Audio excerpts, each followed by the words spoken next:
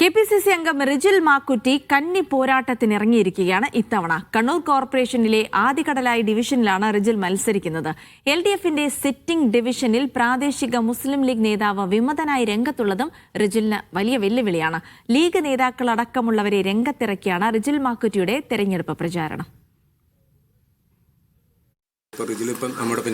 പാർട്ടിയും UDF-ഉം ഈ കടലായി സീറ്റ് പിടിച്ചെടുക്കുക എന്നുള്ള തീരുമാനത്തിന്റെ ഭാഗമായിട്ടാണ് ഇവിടെ സ്ഥാനാർത്ഥിയാക്കിയത്.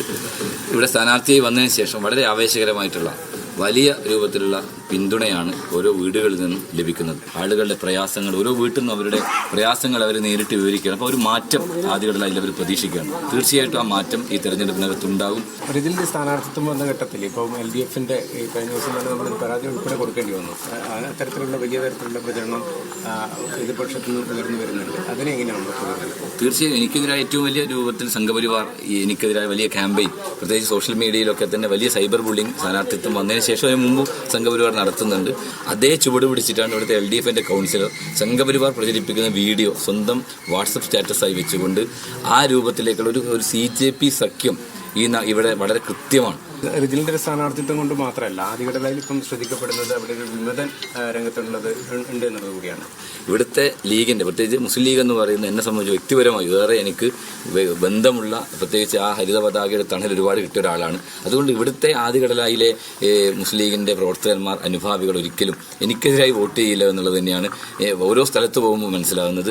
അത്തരത്തിലുള്ള ശബ്ദം, പ്രത്യേകിച്ച് ഇവിടെ ആ സ്ഥാനാർത്ഥിത്വം പോലും പ്രത്യേകിച്ച് LDFന്റെ ഒരു സ്പോൺസർഷിപ്പ് പോലെയാണ് എന്നുള്ളത് നാട്ടിലെ ജനങ്ങൾക്ക് ബോധ്യപ്പെട്ടിട്ടുണ്ട്. 2020 ഒരു തനിയാവർത്തനമായിരിക്കും, അല്ലെങ്കിൽ അതിനേക്കാൾ മികച്ചൊരു വിജയമാണ് UDF ഇപ്പം പ്രതീക്ഷിക്കുന്നത്. കണ്ണൂർ കോർപ്പറേഷനിൽ 5 വർഷക്കാലത്തെ അഡ്വക്കേറ്റ് TO മോഹനും മുസ്ലിം മഠത്തിലും നടത്തിയുള്ള വികസനമുണ്ട്. ഈ നാട്ടിനകത്ത് ജനങ്ങളുടെ മുമ്പിൽ എണ്ണിക്കാണിക്കാൻ സാധിക്കുന്ന ഒരുപാട് വികസനം LDF സർക്കാരിന്റെ എല്ലാ തരത്തിലുള്ള അവരുടെ രാഷ്ട്രീയപരമായിട്ടുള്ള ഒരുപാട് കോർപ്പറേഷനെതിരായി തകർക്കുന്നതിന് വേണ്ടിയ നിലപാടുകൾ സ്വീകരിച്ചിട്ട് പോലും അതിനെല്ലാം അതിജീവിച്ചുകൊണ്ട് നല്ലൊരു മാറ്റം ഉണ്ടാക്കാൻ ഇവിടെ സാധിച്ചിട്ടുണ്ട്.